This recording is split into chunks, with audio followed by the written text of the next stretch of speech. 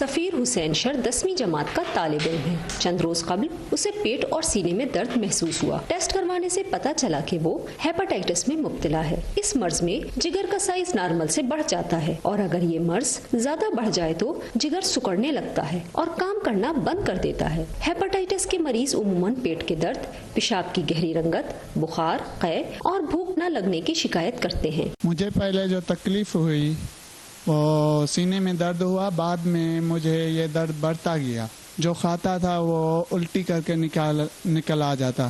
ایک میں ہوں اور دوسرا میرا بھائی چھوٹا ہے، اس کو ہیپاٹائٹس ہے، اور ہمارے گاؤں میں بہت زیادہ لوگ ہیں اور ان کو ہے۔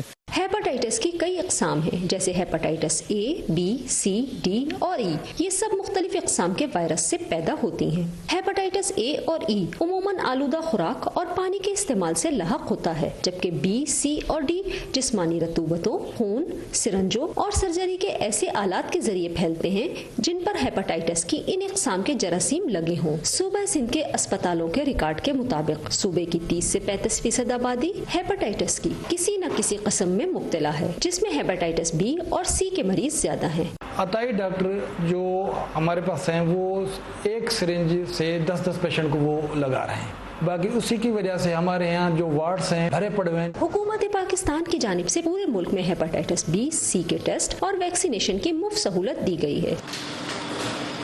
خدارا میں لوگوں سے التماس کرتا ہوں کہ وہ اپنا اور اپنے بچوں کا ہیپاٹائٹس بی اور سی کا چیک کروا لیں، جو ہمارے پاس لیور کلینک میں پورے سندھ میں فری آف کاسٹ اویلیبل ہے۔ جن کو ہیپاٹائٹس بی نہیں ہے وہ 3 حفاظتی ٹیکے ہیپاٹائٹس بی کے لگوائے، جو ہر مہینے ایک لگتا ہے، جس سے آپ ساری زندگی کے لیے ہیپاٹائٹس بی سے بچ جائیں گے۔